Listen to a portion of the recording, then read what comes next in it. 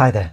In this video I want to follow up on what I was talking about a couple of weeks ago now in relation to Jordan Peterson's new book We Who Wrestle with God. And in this video I particularly want to focus on what he does with story and narrative, because it's both fascinating and I think a bit problematic as well.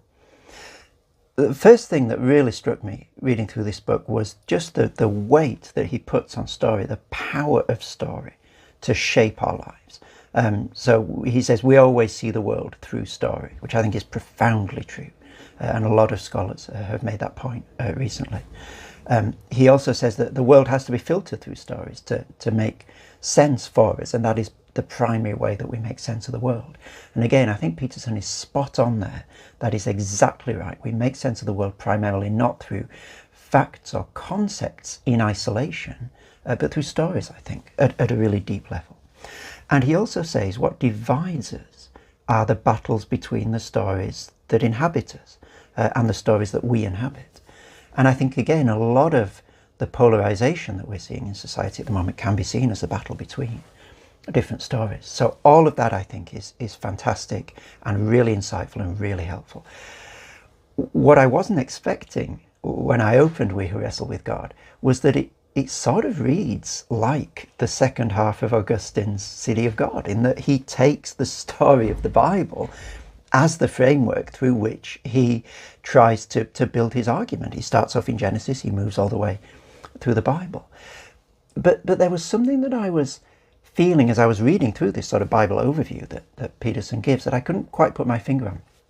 And it all came clear to me when I started reading him in relation to a early 20th century Dutch theologian called Herman Dooyeweerd. And so in this video I just want to show how Dooyeweerd helps us understand what Peterson is doing and what might be the blind spots in what Peterson is doing as well. The stone in my shoe as I read through We Who Wrestle with God was that it didn't feel like one unfolding story. So he was going through the Bible's narrative, but it felt like a lot of individual vignettes, each one telling the same story about how we grow to human maturity. And for a while I was wrestling with, why is this not cohering into one grand narrative? What's going on here? And I think it's this. I think it's that Peterson fundamentally sees the world, at least in this book, in terms of primary structuring dichotomies.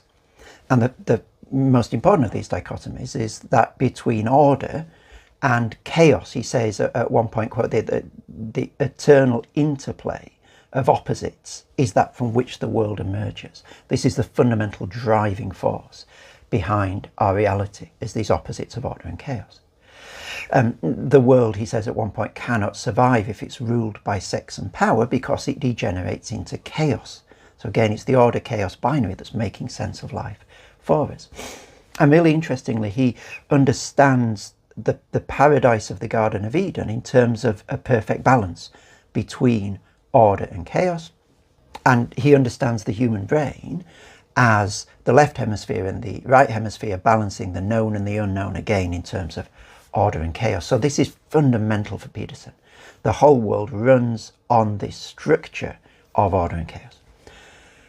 He also has other dichotomies. There's a really interesting dichotomy he has between the margin and the center, which I think is, again, incredibly insightful, really helpful.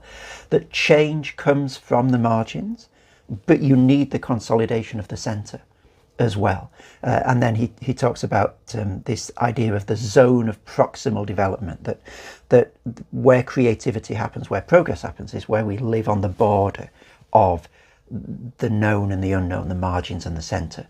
That's where innovation can take place. And the penny that dropped for me as I was reading this is that this fits really, really closely with what Herman Dooyeweerd, this theologian, calls the ground motive of form and matter. So Dooyeweerd's understanding of primarily Western cultural history is in terms of four different ground motives, four fundamental ways of thinking about reality that structure everything else that we think about reality. The first one is form and matter, and he sees this particularly in Plato and Aristotle, the ancient Greek philosophers. Form is order and predictability. Matter is chaos and that which is yet to take form. And for the ancient Greeks, reality is a struggle between these two incompatible things. Dooyeweerd sees medieval thought as a struggle between nature and grace, again, two incompatible things structuring our reality. And he sees the modern world, and this for me is a profound insight. I think once you've seen it, you can't unsee it in the modern world. He sees the modern world as a struggle between nature and freedom. And the moderns are fundamentally committed to both of these things, but they are, according to Dooyeweerd, fundamentally incompatible with each other. So we have this sort of schizophrenic existence of sometimes thinking everything is governed by nature and sometimes thinking we're radically free and never being able to bring those to each other. And the thing about all of these dichotomous ground motives for Dooyeweerd is that they are, first of all, agonistic. There's a tension, an ineradicable violence between the two because they're always butting up against each other, form and matter, nature and grace, nature and freedom. You can never reconcile them. There's never a harmony. There's always a struggle. And secondly, these dichotomous ground motives are destructive of narrative because they are not storied.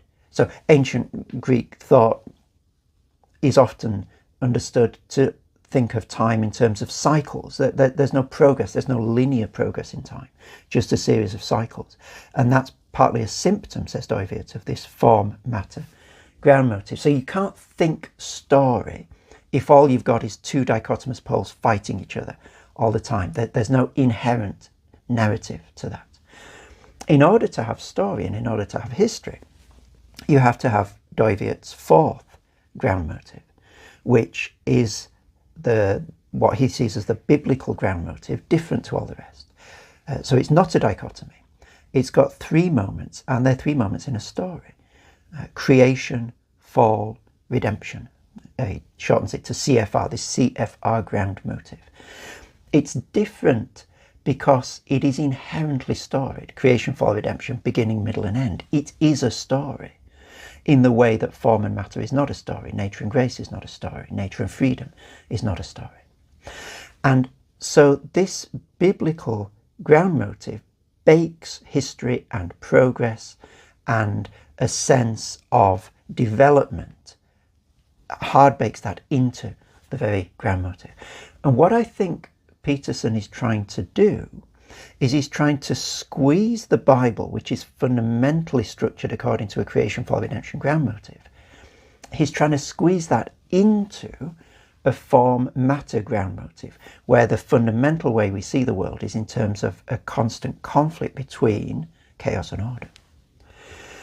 And you can't squeeze it in. They're so fundamentally different that you lose what is essential to the Bible, which is this creation, fall, redemption narrative, big picture, big story view of reality, if you try and read it in terms simply of chaos and order.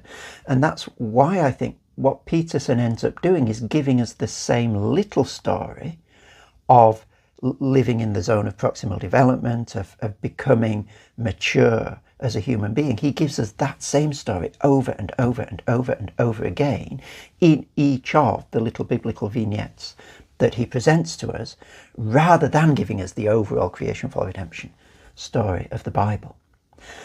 It's a question of frame. There is order and chaos in the Bible, absolutely, but it's always within the broader frame of creation, fall, redemption. And where there is creation, fall, redemption for Peterson, it's always within the broader frame of this fundamentally atemporal struggle between chaos on the one side and order on the other. And I think that's why, as I was reading Peterson's view of the Bible with Augustine echoing in my mind, it felt as if I was, exiting a huge cavernous ballroom and entering a broom cupboard. It felt small to me on some sort of pre-rational basis. It just felt a very small view of the world. And I think that's why. But that's a relative view, of course, isn't it? So if you come to Peterson not having any framework for living your life, Peterson can appear cavernous. The whole idea of creation, of order and chaos, seems to make sense of everything in the world. It seems to open up your perspective. But I think if you come to it from a creation for redemption biblical view, you can't help but feel cramped in Peterson's view of the Bible, and therefore Peterson's view of the world and ourselves, because it's lost this narrative richness, and it's trying to cram that into creation, fall and redemption. So that's my best attempt to explain how I felt when I was reading We Who Wrestle with God. I hope you might find those thoughts helpful. Thank you.